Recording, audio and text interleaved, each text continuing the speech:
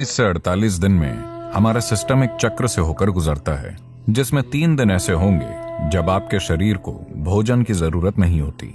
अगर आप शरीर को ये छुट्टी देते हैं तो ये आपकी सेहत के लिए और आपके शरीर के काम करने के तरीके के लिए बहुत अच्छा है। यह आपको अनुभव और जीवन के बिल्कुल अलग आयामों में ले जा सकता है।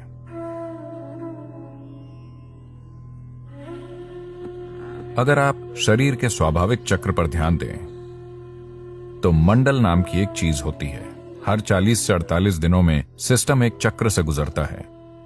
ऐसे हर चक्र में, प्रत्येक चक्र में 3 दिन ऐसे होते हैं जब आपके शरीर को भोजन की जरूरत नहीं होती।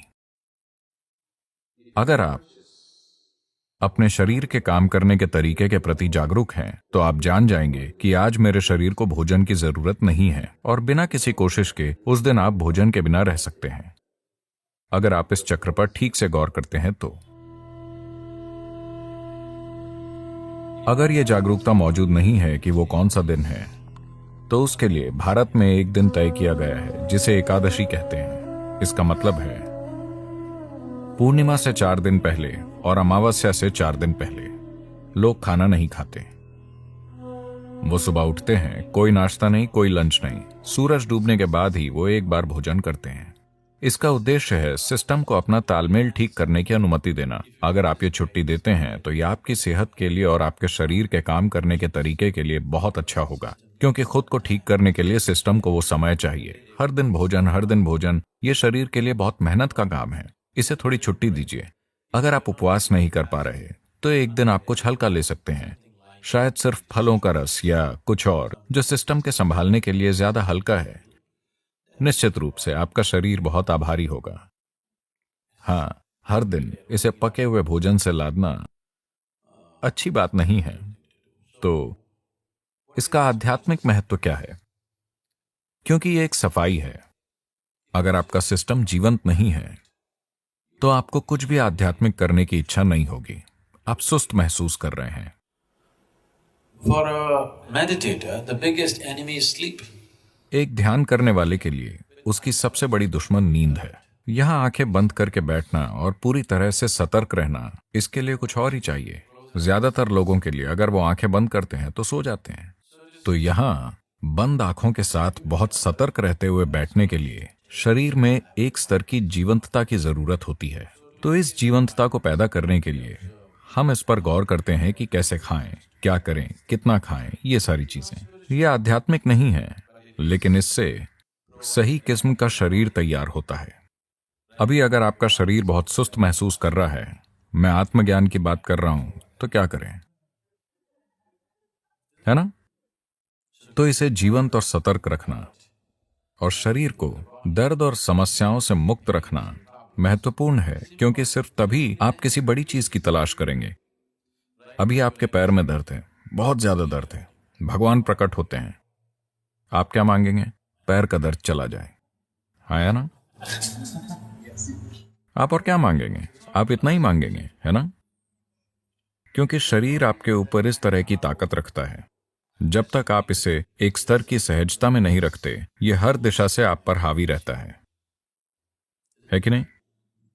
इसके लिए अपने शरीर को बहुत शुद्ध और स्वस्थ रखना महत्वपूर्ण है, वरना शरीर आपके जीवन में हावी हो जाता है। यह आपको कुछ और सोचने ही नहीं देगा।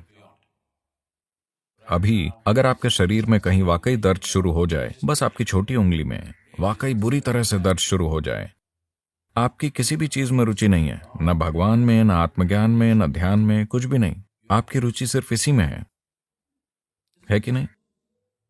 तो इसमें उस तरह की ताकत है, तो आपको इसे खुश रखना होगा।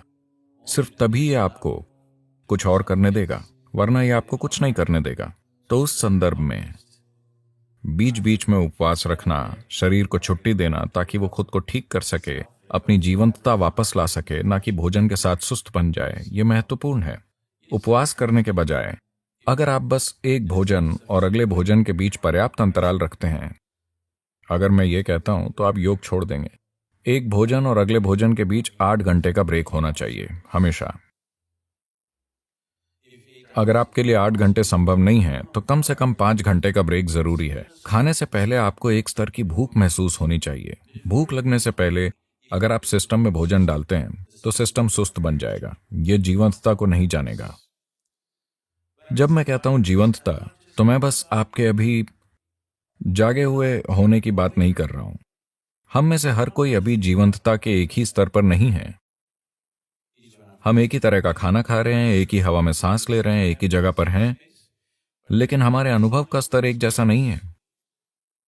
इस पल मैं अपने भीतर जैसा हूं, उसे मैं दुनिया की किसी भी चीज के साथ नहीं बदलूंगा।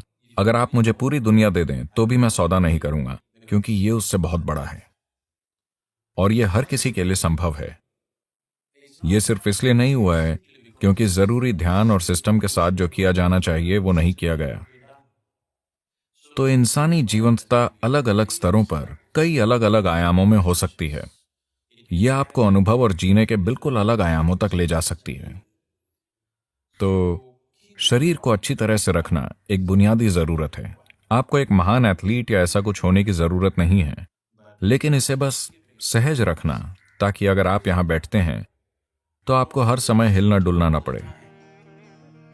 अगर आप यहां बैठें तो अगले कुछ घंटों तक आप बस यूं ही बैठ सकें, एक फटते हुए ब्लैडर या भूख से तड़पते पेट या यहां वहां होते दर्द से परेशान हुए बिना। अगर आप यहां बैठें तो आप आराम से हों। बस इतनी सहजता शरीर में आनी चाहिए।